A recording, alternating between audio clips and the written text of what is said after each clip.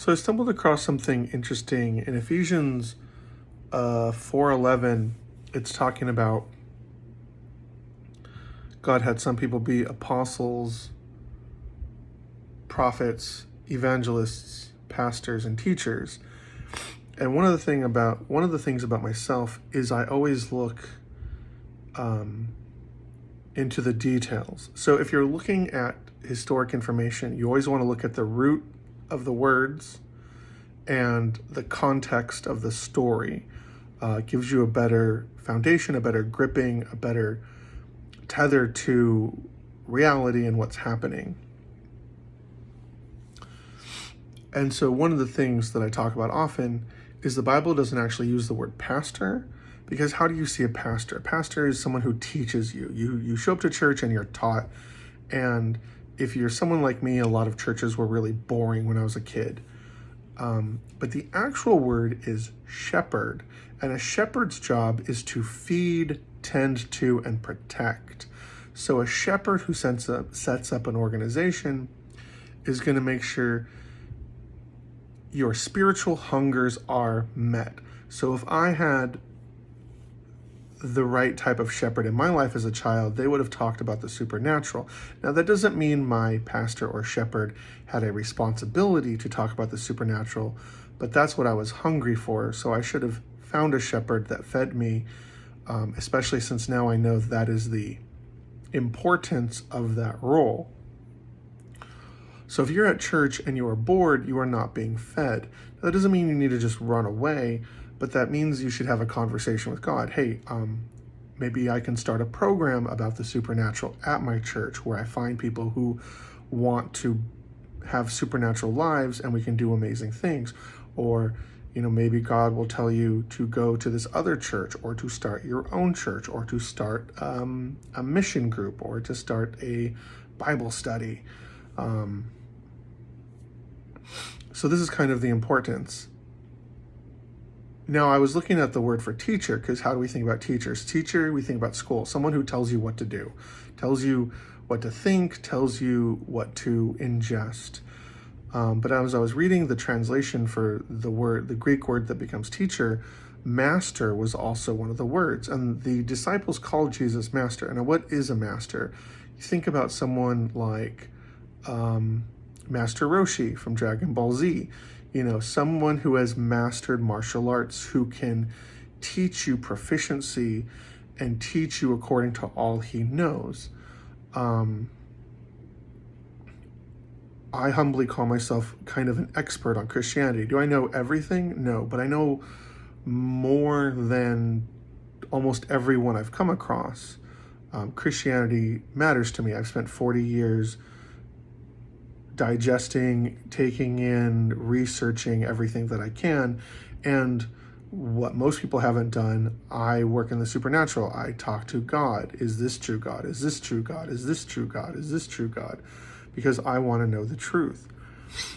And so you'll notice the way I teach you is I'm not pushy, but I've mastered the philosophy of Christ.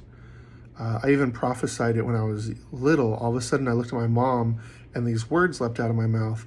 And I said, you know what I am? What I'm going to be? I'm going to be a philosopher. And my mom said really awkwardly, oh, because you have so much to say, everyone's just going to line up and listen to you. And I was like, that's a weird thing to say to a kid. Huh. But the supernatural doesn't want me to share Christ's love and power with you. So I wasn't surprised.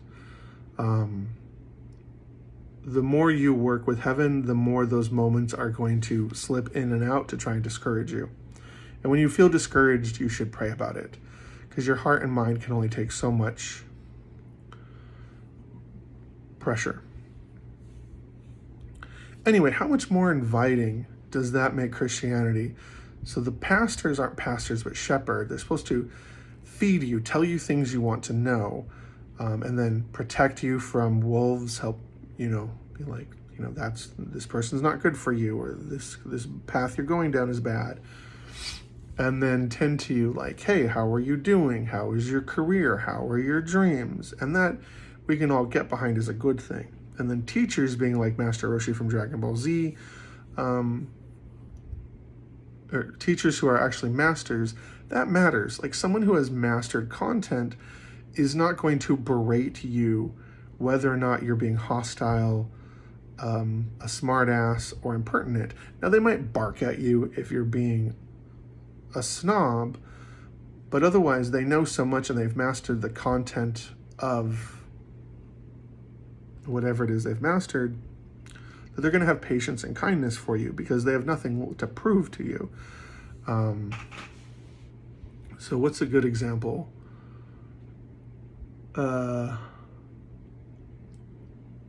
Someone called me a Nazi at school, and I said, I haven't killed millions of Jews, so I don't think I'm Hitler. And this girl says, who's Hitler? Now, at 20 years old, not knowing who Hitler is a big deal, but I have mastered the philosophy of Christ. So just because someone doesn't know something doesn't mean I want to be mean to them. When I left homeschooling and entered high school, I didn't know a lot of things. And my friends were patient as they taught me things that I should have known. And I was patient with them and taught them things they should have known. So in response to the girl, I didn't make fun of her. I said, Hitler was the leader of Germany. He led the Nazi Party.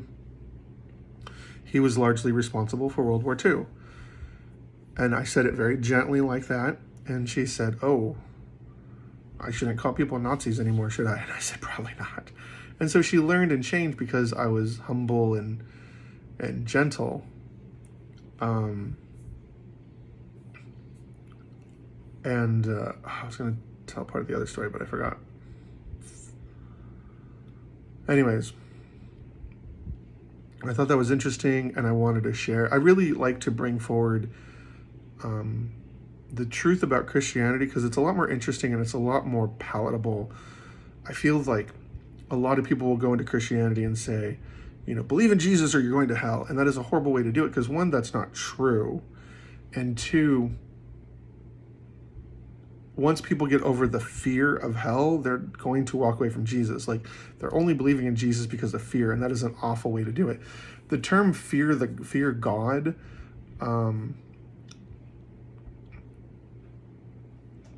I was doing some research on the words, and another translation is be in awe of God. So like God is awesome and respect that he is awesome and phenomenal. And that's a better way to kind of perceive Christianity. And a more accurate way. When you die, the word hell is actually lake of fire. 5 different things get translated into hell in the Bible, and the one where you die is lake of fire, and that just refers to when you're harvesting wheat, you keep the wheat and you throw the stick into the fire, and then after that, the Bible calls that the second death. So it basically means if you know Christ, you get to enter heaven, and heaven is just the Garden of Eden 2.0. We lost the Garden of Eden, we got Jesus. Jesus prepares a place for us after we've died, right? John 3:16, God so loved the world, he gave his only begotten son, that whoever believes in him shall not perish but have everlasting life. So you have everlasting life in heaven. Heaven just means God's Eden. I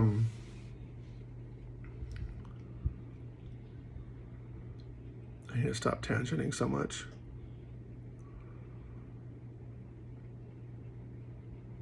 God, what was I saying? Oh yeah. And so at the end of time, those who don't know Christ, your soul is just poof. However, I'm working on a project because a prophet revealed if we pray for people, God will reveal himself to them when they've died, so they get another chance at heaven. I'm going to set up a program so that all of us every Sunday pray that every single person who has ever lived will get a second chance at seeing Jesus and going to heaven. That is my request because I want Jesus to have the biggest party he could ever have through my works, and I will have given Jesus wealth. Ha! I found a way to bring treasure with me to heaven. I might not be able to bring my money, but I can use my time and my money to bring all of you to heaven and then have the biggest party in the universe. So even if you don't like Jesus, if you like me and love what I'm doing, because I'm trying to do really big things and everyone can agree the big things I'm trying to do are cool and awesome and important, please believe in Jesus, who is the Son of God and died. That way you could experience epic immortality in Foreverland. It would be great, because then I will have brought all of my friends with me to heaven. Even if this video is being seen after I've died, please believe in Jesus, no matter where you are, no matter what planet you're on or space station. Believe in Jesus, because I want you there in my afterlife, because it'll be cool and we'll play games like Dungeons and Dragons and be great, and it's gonna be a fun time. One of the projects I'm actually doing is I'm inventing games that we can play in heaven where the rules of physics are different, and I think it'll be phenomenal. And no matter what you've done in your life, no matter like who you've hurt or what you've had to go through or how damaged you are or how ugly you are, please believe in Jesus, because I want you there in the afterlife with me. So yeah, just my thoughts.